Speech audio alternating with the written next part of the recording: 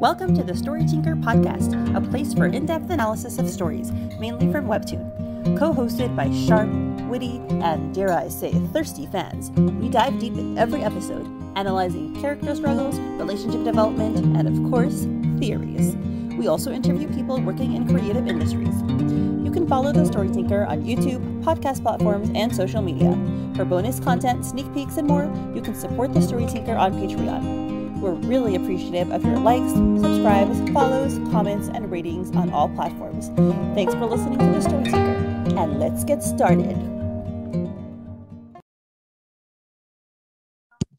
Hey everyone, and welcome to episode 158 of Let's Play, and today we are with Sabra.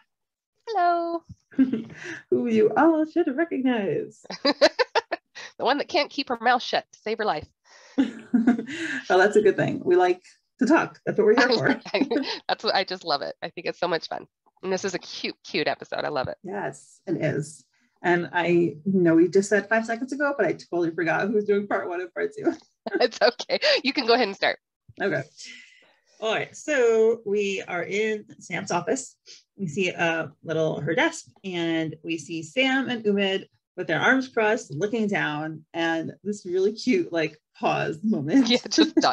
Just what are we going to do with this gentleman? Yes.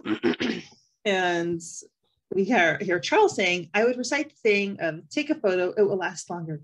But with how long you've been staring at me, you could make an oil painting at this rate. It's uncomfortable. And I totally get him. This whole episode, I was like, Charles, I totally understand how you feel. Yes. He just wants some alone time right now. Mm-hmm. So he's clearly uncomfortable. He's blushing. He's lying down on the couch. He's, has something on his forehead, an ice pack or something, and not happy with all the attention. And, they say, hey, don't be cross with us. It's not our fault you fainted and gave your face a rug burn. Are you sure you don't want to go to the hospital? I go to an American hospital so they can give me an ice pack and an over-the-counter pain pill that charge me $20,000. It would be cheaper to put me in the ground. I think this is so on the nose, I have to admit, but I do. Doesn't he have any health insurance with working for this company? You'd think he'd have some health insurance. Probably does, but yeah, depending on the plan, he still might have to pay a lot. I think he's just more embarrassed than anything else. Yes. He's like, there's no way. I want to go anywhere right now.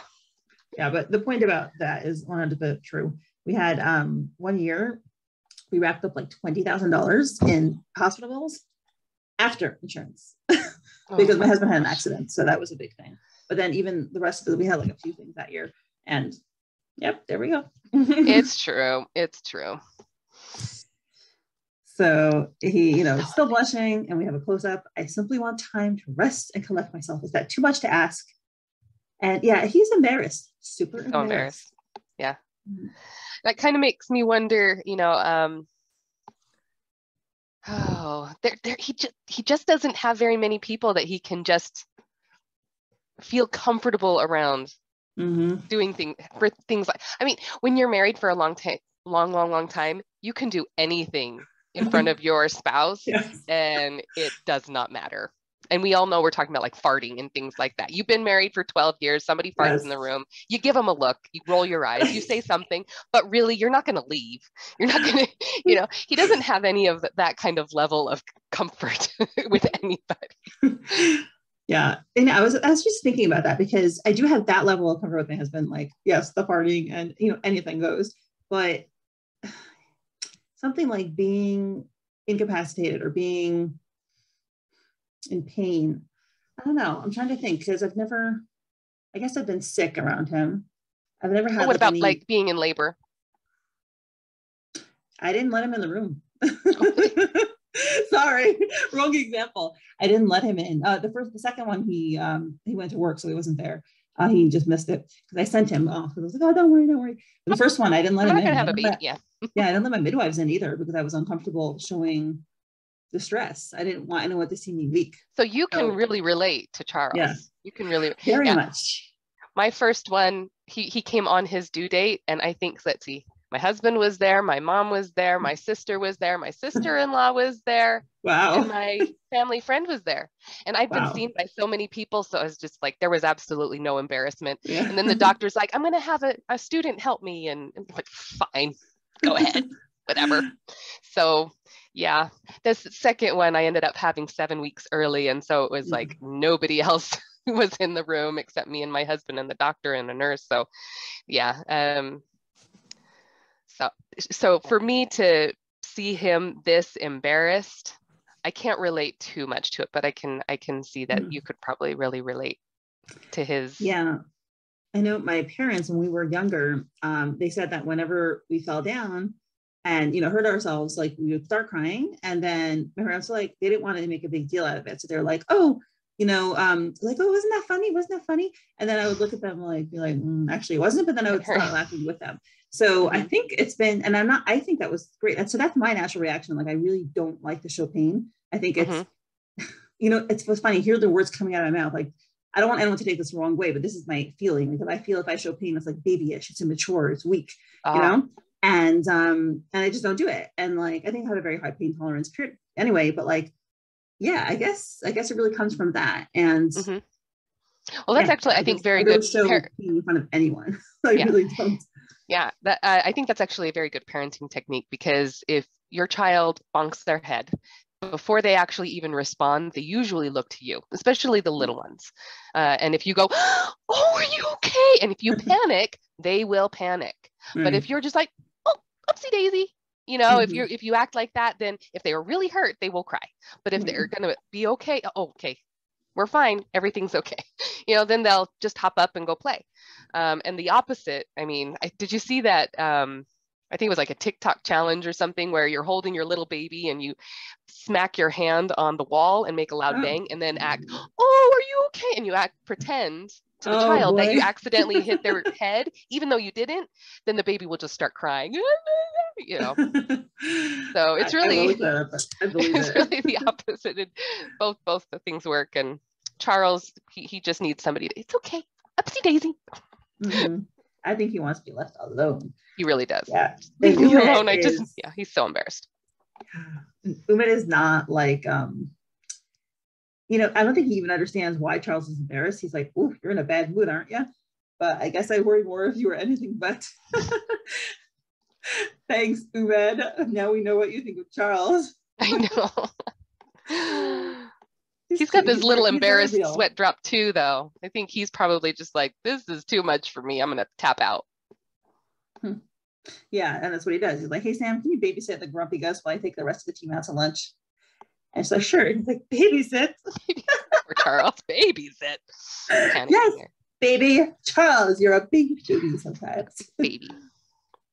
Like, despite not being giving blood, I'll bring you to some takeout. Thanks, Umed, no problem. And he's like, seems like you two need the iron anyway. Be back in a few hours. Okay, the iron part is making fun of that. Do you think he knows that they didn't really have low iron? I mean, well, she might have told him that she had low iron, because she did get tested and she had low iron. And so maybe he assumed Charles did too, because she said that we didn't pass the test to donate. Right. So I'm wondering if she doesn't believe it.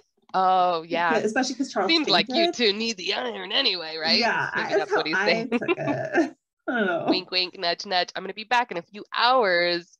Right, don't do anything I wouldn't do, or if you do, don't tell me. Yeah. Okay, so that part. The second part is Umed being like sneaky and sly about them two and their relationship. I think he is a really big charm shipper.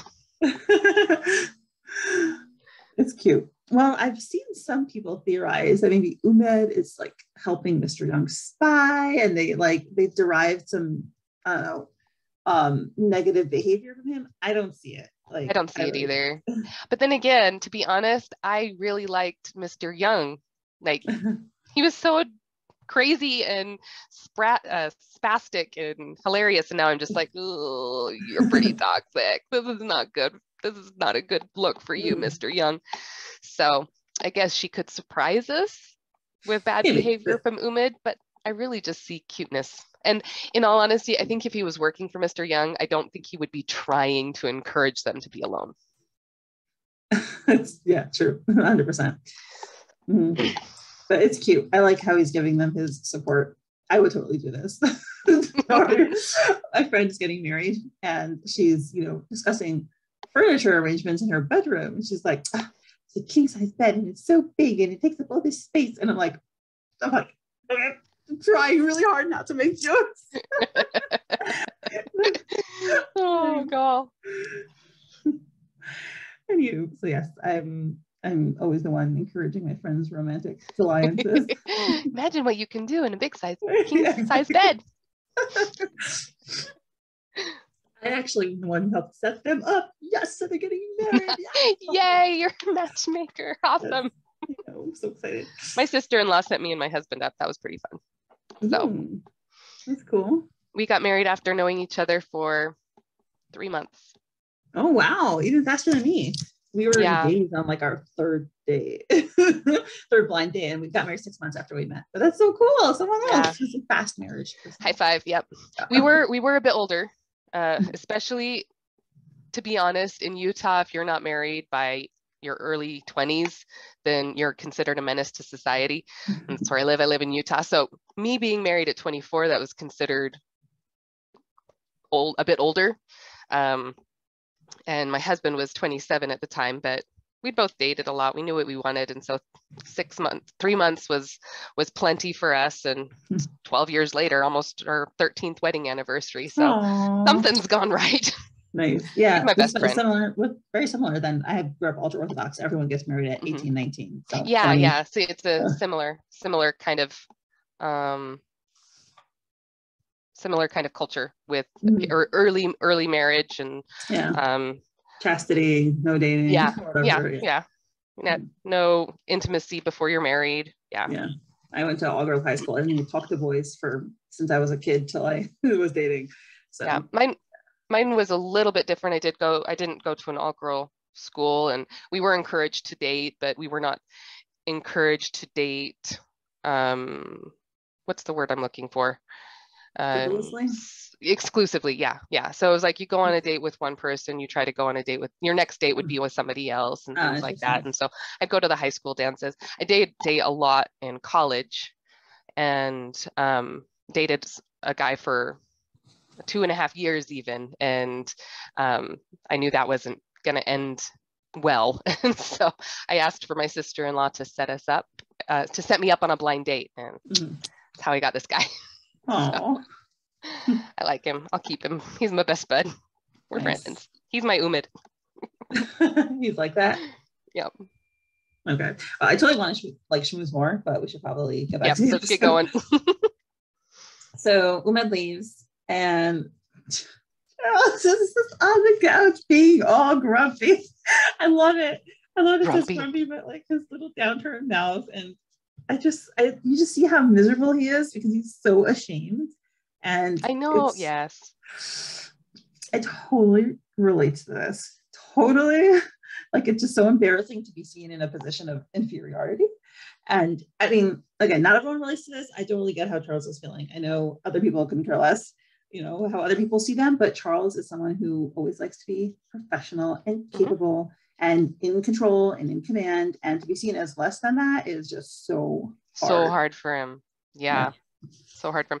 I do have to say, this one panel where we see him laying on the couch and Sam is just kind of hovering over him, I was just like, that was my husband. I'd totally be snuggling into him right there. That's just the cutest little pose that he's in, and I just want to curl up and snuggle at that point. That's just a snuggle pose.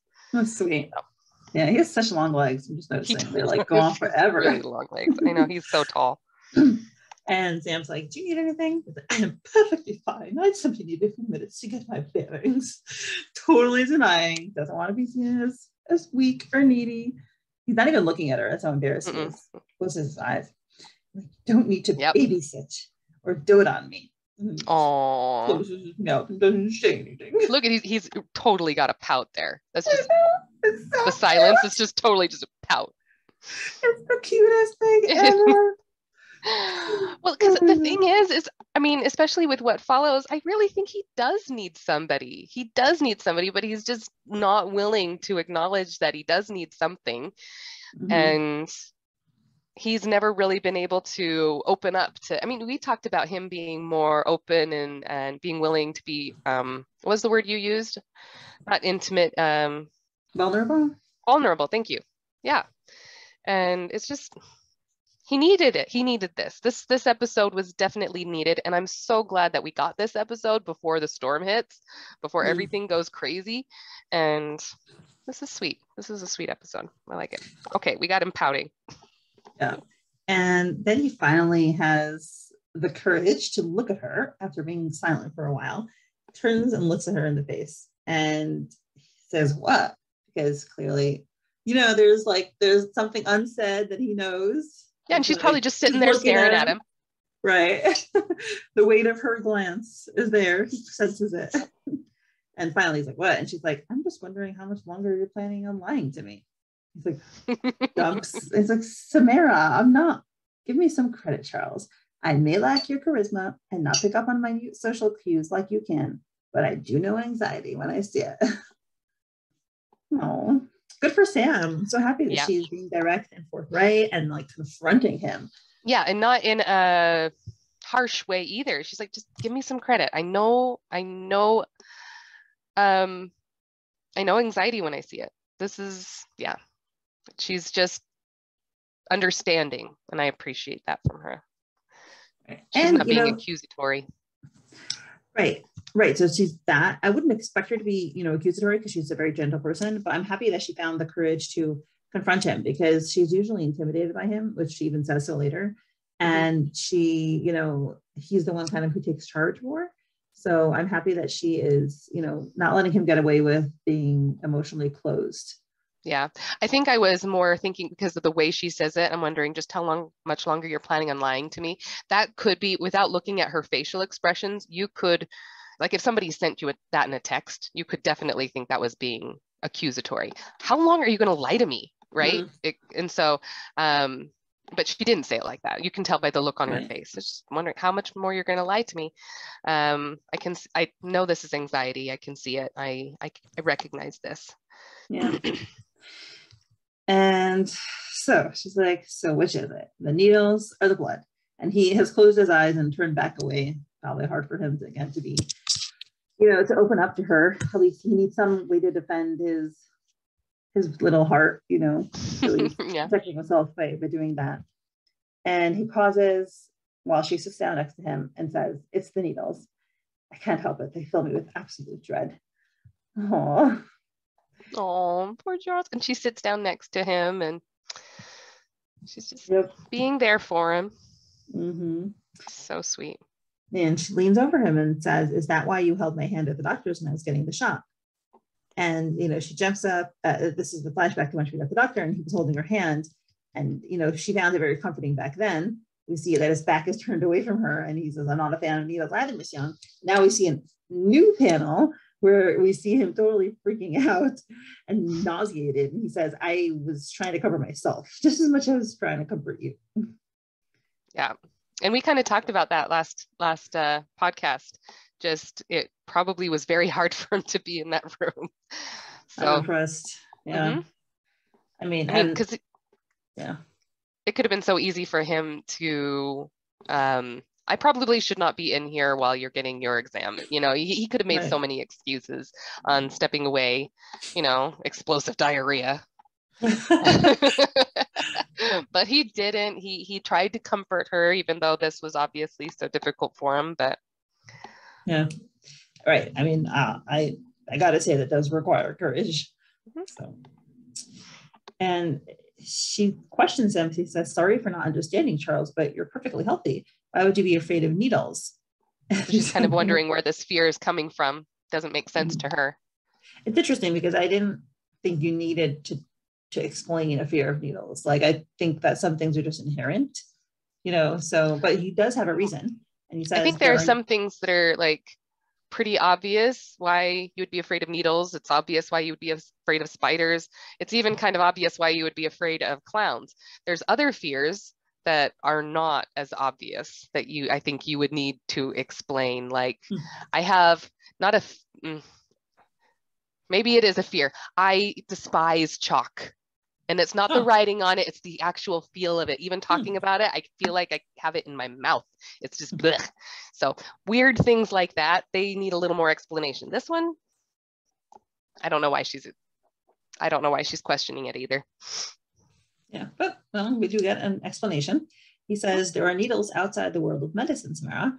My mother used to be big into needlework. And I was like, oh, your mother, I like to hear, you know, some information about his past. Yeah, his childhood, right? Too bad it's not.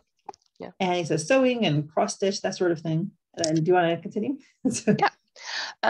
So here we see a panel of cross stitch work, which I think looks exactly like the house that we see in his flashback.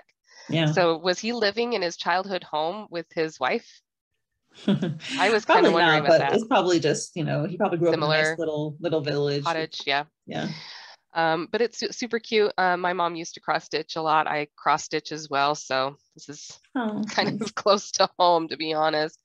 So you're Charles's mom. That's the kind of relationship you want with him. Yes. Well, I don't know about that. I know, that was the joke.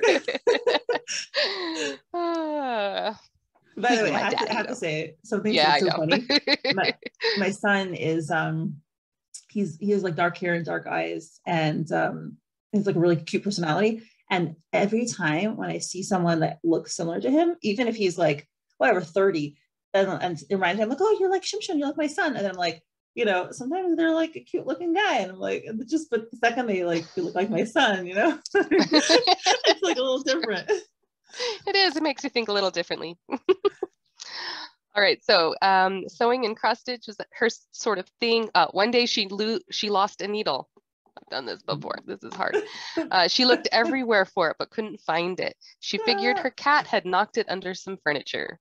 The next panel, we see a poor little baby foot, toddler foot, and a needle stuck in the carpet. Oh, I can't tell you how many times I've dropped a needle and this image was going through my head, and I'm like, my kids are gonna find it. It's gonna, you know, somebody's gonna step on it. Nothing never happened, but mommy panic. So this, I don't like seeing this. Yeah. It wasn't long until my young self came toddling along and found the needle for her. Oh. It's just like sticking out like that, like, which is, it is. It probably wouldn't happen, but still. However this happened, it left a scar. He's screaming. You see scream, and then like a splurt of blood on the panel. Luckily, she doesn't show us anything else. But here we see Sam just looking concerned, and he says stepping on the needle was one thing, the removal was another. And I can just imagine that. Oh, the poor mom too. Oh, it just breaks my heart, because you know she feels so guilty. Oh. What are you thinking? I'm thinking of a very horrible story. So when my brothers and I was probably 4, the next one was probably 3, and the next one was 2, or maybe it was like 6, 5. No, maybe it was like 5, 4, 3, something like that. We had this couch. It had a pull-out bed, right? So you pull it out, and you know how on the there's all these like metal things where like it folds up, right? So as kids, we used to like playing on the fold-out bed. We'd pull the bed out, and then one of us would pick the bed up, and then all the neighbors, us and our friends, we would like slide down the top.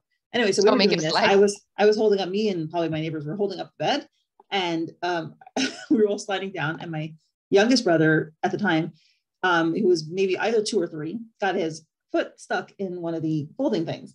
And horrible. My parents were taking a nap because it was the middle of the weekend, and so my other brother, who was maybe 4, was pulling at his foot while it was stuck in the and like the other kids went to call my parents, and it was just, anyway, he ended up tearing off his whole toenail, and like a lot of the whole top of his toe like got cut off. Oh my gosh, the poor little guy. My brother was pulling at it, right? You know. Anyway, that was like one of the most major events of my childhood, like basically pulling my brother's toe off. Oh God. I have to ask him if he's been traumatized, like, because he was very little. I don't know if he remembers it. Yeah. My brother is terrified of needles, and he's got a few reasons to be terrified of needles. I mean, once he had to have his blood drawn because he was sick, and the lady that was doing it did a horrible job. She had to like stick it in, and then she was moving it all around. My mom said it was horrible, and my brother's just sitting there screaming. Oh, no. And so he is terrified of needles. But then I remember once we were by my mom's sewing machine, and it was off, it was turned off, but he was looking at it, and he had his like hand there, Oh, no. and then he turned the little knob thing, and the needle just went right through his thumb, and we're both just staring at it, and then he just screams, and then of course we had to crank it out so it would come back out. Oh my god. Oh my god. Yeah, so he hates needles. That's absolutely awful. He's Charles. He pale past, yeah. Oh, Okay, so yes, I can say the stepping on the needle was one thing, the removal was another. The poor guy. God, we all have our traumatizing moments. Share your trauma below. I know, share your comments. Oh, no. Oh, why else are you afraid of needles? Leave the comments in the. Okay, so we've got my mother. Let us all be traumatized together and hear more bad stories. Exactly. How many horrible stories can we collect? My mother never touched a sewing needle after that day. Can you imagine how traumatized she was? Oh, the poor mom. Yeah, that's pretty bad. Lose your whole hobby. Bad. Yeah. Yeah, that the poor thing. And I have never grown out of it. Normally I call in sick to avoid your father's blood drives. I forgot this time. I like that. He is already admitting, like, okay, there's one thing to say why you're afraid of needles, but to admit that he like pretends he's sick, I think that shows a nice level of trust and the ability to be vulnerable. Yeah, she's called him out on it, and now he's being honest. I've never known Charles to lie. He'll deflect, but I haven't seen him lie, really. Have you? Can you think of a time where we've seen him just lie? I don't think so, but I mean, I don't have like perfect memory, but yeah, I don't think so. Well, so I did wish one thing. I wish Sam would have brought up his kind of fear of her father. But maybe she understands it, to be honest. Yeah. Because what he said below to the phlebotomist, have you met my employer, and the intensity of his anxiety was amplified, I think, because he felt obligated to get to donate. So I'm sad she didn't bring up Mr. Young at all, but that's okay. All right, so we get the cute. That's okay, because he's gonna feature really big soon, and I'm sure we'll get a lot of discussion about it. Yeah, the storm is coming. Yeah. I do not know how it will show itself, but it is coming. So here we got some cute little chibis, and this little panel here makes me laugh because this is exactly what we said in the last podcast. So I just like, yeah, aren't you a fencer? Isn't that like a big needle? It's like awesome. Exactly what we said in the podcast. And don't you get your clothes tailored? Don't they use pins and needles? Right? Him being so fancy. Yeah, but he explains it. You do realize fencing weaponry is tipped, right? And if the foil does penetrate your skin, it's considered a catastrophic failure in the safety equipment. And in terms of tailoring, my tailor uses tape. Yeah, he's just he's so funny. His face, I love his face there. It's the first like angry face. This is not the same thing, Samara. Right. It is not just a big needle. That was very adorable. Yeah. This whole ordeal has been incredibly embarrassing. Don't be embarrassed, Charles. It was only Umed and myself who saw you faint. And so that's nice to know. He's not totally embarrassed in front of everyone. Yeah. But this right here is like, I do not care what Umed thinks. He's just, and you can see his blush right here, and he's closed his eyes. He doesn't want to look at her. He's still so embarrassed, and he doesn't care what Umed thinks. He cares what Samara thinks. And that is really, really cute. That was sweet. Yeah.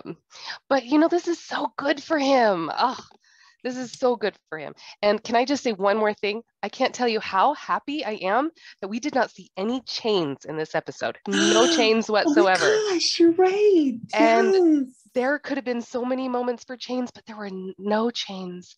And it's just so relieving. And he's just trying to be himself. And I like this.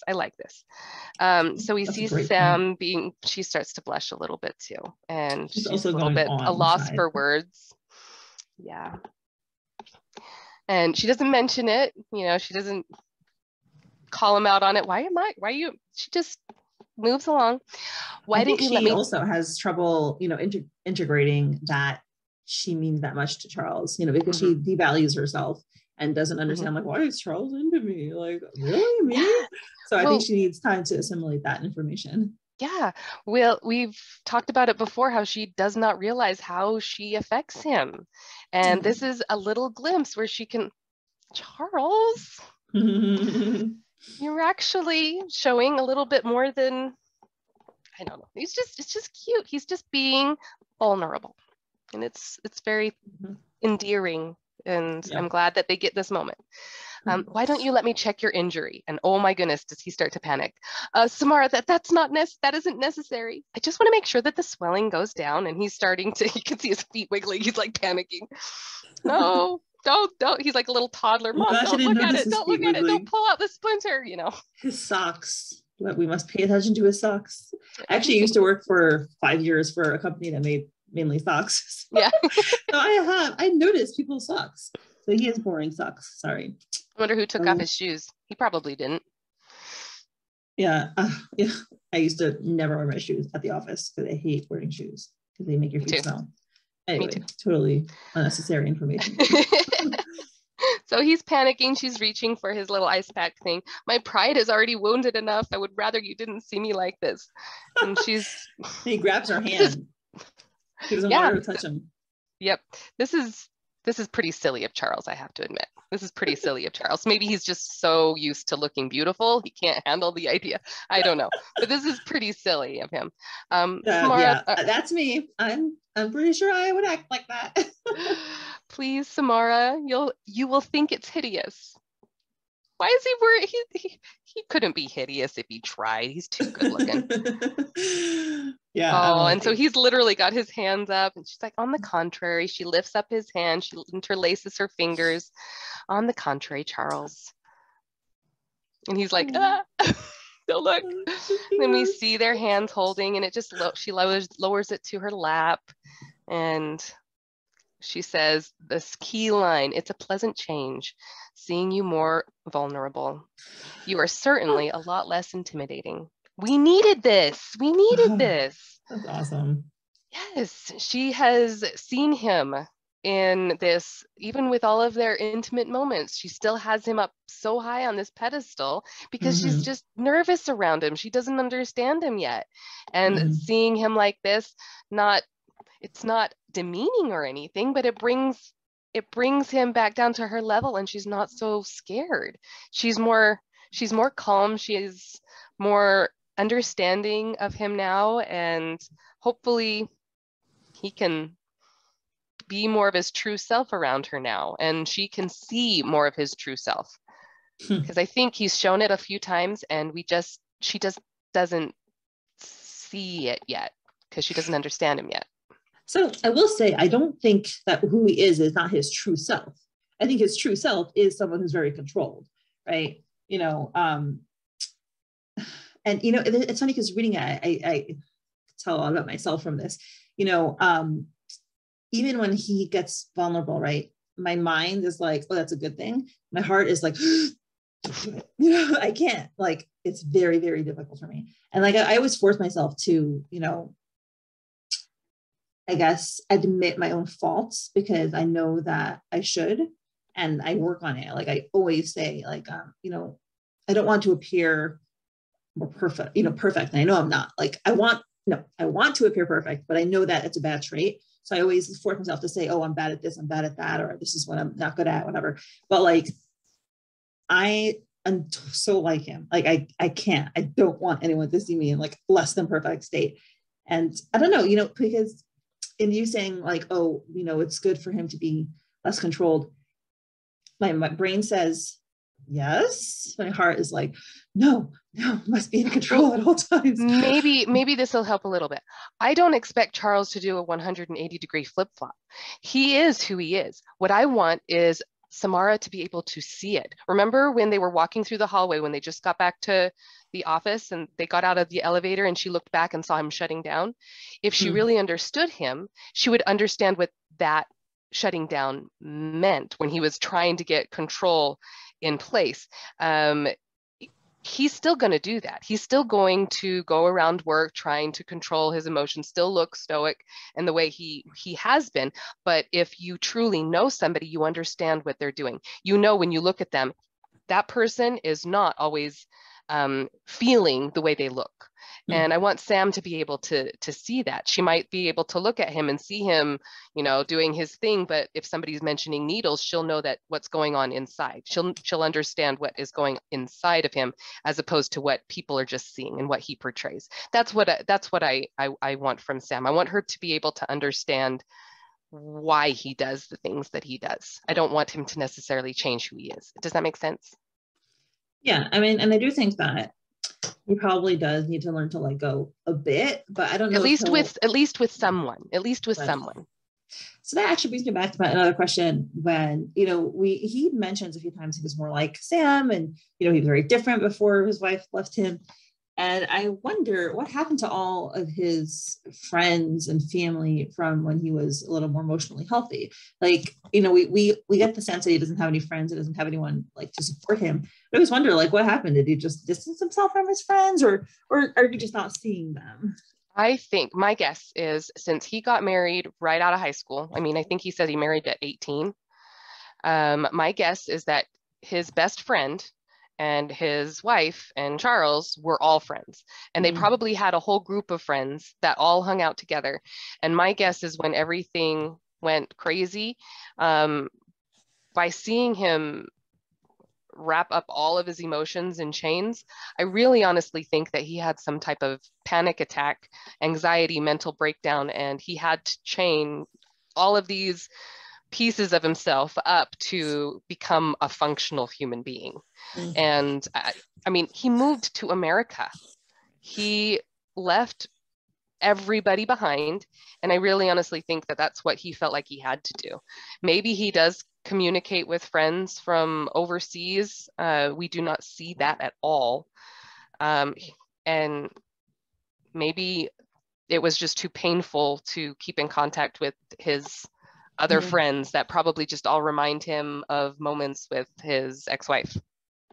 Makes so much sense. And now that you mentioned, I'm like, oh, this reminds me so much of a certain family member of mine who did exactly this. Yeah, so that's what I think. I really, because people who get married that young, I mean, we got married young, you know, but if they only have that one circle and they don't branch out and something goes wrong, they don't have any other outlets. They have to find those outlets, and he's finding those outlets now. But it doesn't look like he did prior. Yeah, I think your assessment is spot on. So I don't remember where I'm at. Okay, let's see. All right, so yes, he is a lot less intimidating, and he's blushing like crazy. It looks like the swelling has gone down in poor Charles. We see him with a bit of a scratch on his face, and his eye looks a bit red. He really must have just biffed it. But he does not look hideous. No, he does not. No. But the rug burn is still irritated. I just want her to muss up his hair a little bit. It's a little too nice right now. That's your thing. I know. And she's leaning over him right now, and his shirt is just unbuttoned a little bit. I could totally see this changing into something a little bit more intimate. Yeah. I noticed that little chest exposure. Oh, I do. Yes, I do. I do notice that. Hence why when he was all spread, when we see him all over the couch, I was just like, you know, it's kind of like a Witcher moment. He's just there. I just want to snuggle up into that right now. All right, so. I have more things to say, but I can say them after the podcast. The rug burn is still irritated. Yes, it's not going to get better in a moment. All right. Now that I can get a good look at your face, I think I know what you need. Oh, this is so cute. You know, she's got she's holding his hand away and she's just looking at him with her sweet eyes. I think I know what you need. And he's just, he gives her this look. And then what do we have here? Mood shift. And he's got his eyebrow. I'm like, go on. Oh my God. Totally predictable. He's totally on the same wavelength as me. Yes, right. Go on. I love it. And they never stop. She lifts up my husband. My husband like makes sexual jokes all the time. And like anytime I do anything, I bend over, like not anything. And I'm like, do you actually mean it or are you just joking? And he's like, I don't know. At this point, he doesn't even know.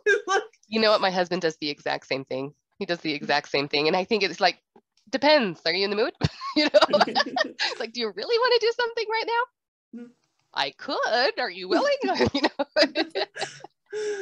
So yeah, it's I don't know. It's the guy thing, I guess. I don't know. She lifts up her hand, and I think this is done on purpose. I was a little confused at first because when she lifts up her hand, you can see her scar from when she cut her hand. It still looks open to me.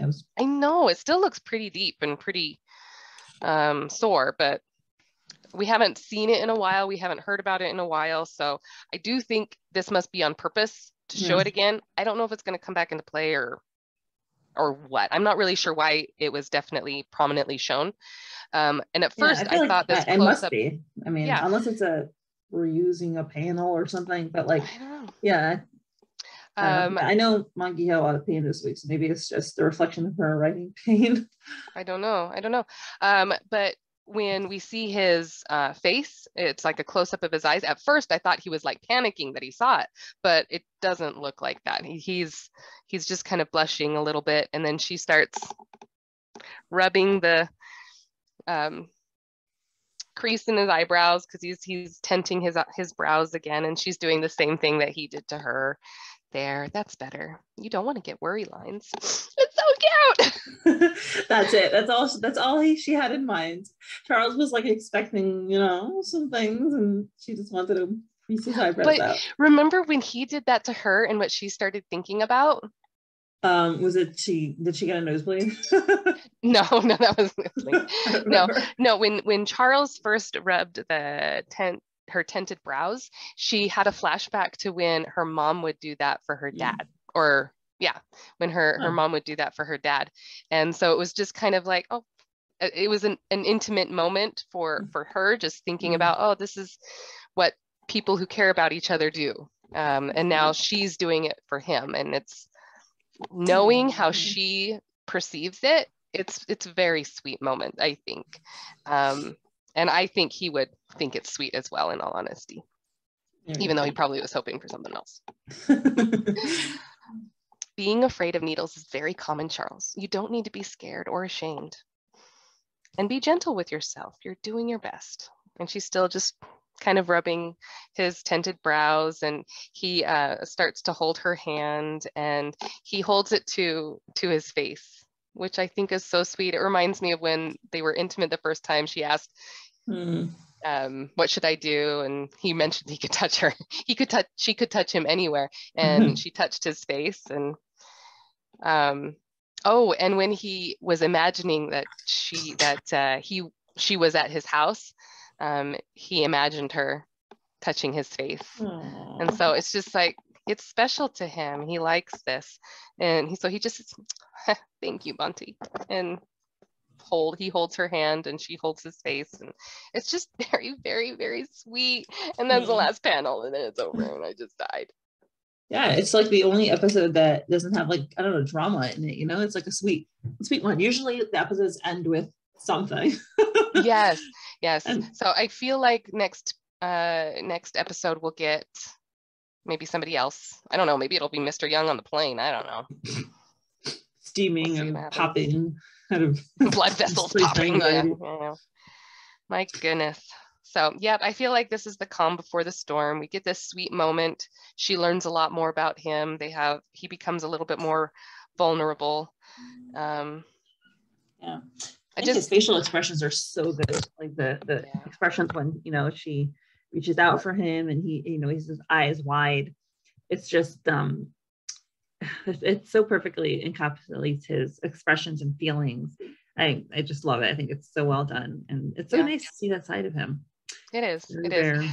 And I really want to hear his thought process on what he thinks of Bunty, basically, because he can't really still be in denial that he doesn't have any feelings for her. Does he really think that they just have chemistry and that's it? I mean, I don't know. I think some people really are capable of really denying things to themselves. Because I mean, I didn't want to make you uncomfortable, Charles. That one time when she pulled away and he said, "You don't make me uncomfortable. You make me wonder. You make me." Yeah, that was very emotional. Yes. And then, so I really just would like to get inside his brain and find out, what is this man thinking? We've seen so much this season. This is really Charles's growth. We saw a lot with Sam's growth, then we saw a lot with Marshall and what was going on with his, taco heart and everything like this. And this has really been the season where we see a lot of Charles and Sam and them growing closer together. And there's been so much progress. And I feel like it's going to be taken away soon. And I don't know what's going to happen. But I'm hoping we get back. I hope the roller coaster brings us back to where this is right now. So what do you think? What do you think is going to happen? Yeah, same thing. Mr. Young is going to come back, massive explosion. Charles is going to be like, well, I have a job waiting for me anyway with a better boss. And, he'll fly away, and who knows what will happen next. After that, I don't know. Yeah. I mean, we theorized maybe Marshall and Sam, but I don't know about that anymore. I don't know. There would have to be a lot of growth between those two people to make them a ship, basically. Yeah. Because there's been so much time spent on developing Charles and Sam, and we don't have that much time left. Yeah. We have the end of the season and season 4. So. Yep, man. I love this though. This is so good. This is just, So we'll see what happens next. I anticipate it probably won't be another Sam Charles episode. It'd be cute if it was. I mean, I'd like to see where this goes, but. The whole office is empty. They're getting their dinner. What did you think of? If they Mr. do kind of get a little canoodling on the couch, and then Mr. Young comes in. Yeah, he's just gonna his body parts will be spread far and wide, because he will literally just bust. We will see Charles's little chibi ghost floating away. He'll just die. Probably Sam's as well. That's how the story ends. There's no ship for anyone. The end. They're dead. Yeah. No season. No more seasons after that. It's just over. They die of embarrassment. Oh, I hope I'm wrong on that one. I've been right on a lot of things. I hope. We have to keep a tally. I know it. Yeah. The predictions of Sabra Jones. It's true. The Oracle Sabra. No. It was funny because I make my husband read these with me because it's fun. And I told him about my comment about the fencing with the big giant needle, and he sees it here, and he's like, I think Monkey watches those podcasts, and she just added that little line in there because you said it. So I can dream, right? She does listen, so listen. I bet she already had that all said and done. I don't think that actually happened, but I can dream about it every now and again. I can ask. No, it's fine. All right. Well, this is a cute episode. I'm excited for next week. Awesome. And thanks for coming on. And it was wonderful as usual. Thanks for having me. It's super fun. Okay. Thanks. Thank you so much to my current patrons: Susie, Lady Libris, Lily, Jenny, Haley, Molly, Veronica, Emily, Jo Rochelle, 𝗪cie 𝗂𝗀𝘀 Meg, Anne Rose, Priya, Alexa, Misty, Laura, Joanne, Patty, Emilda, Esther, I'm Watching You People, Taurus Poppy Seed, Marie, Jen, Emily, Jean, Jen, Erin, D, Kay, Lily, Becca, Stiranda, Christine, Sadie, Kelly, Daniel, Teresa, and Mrs. Castaldo. Your support is truly appreciated.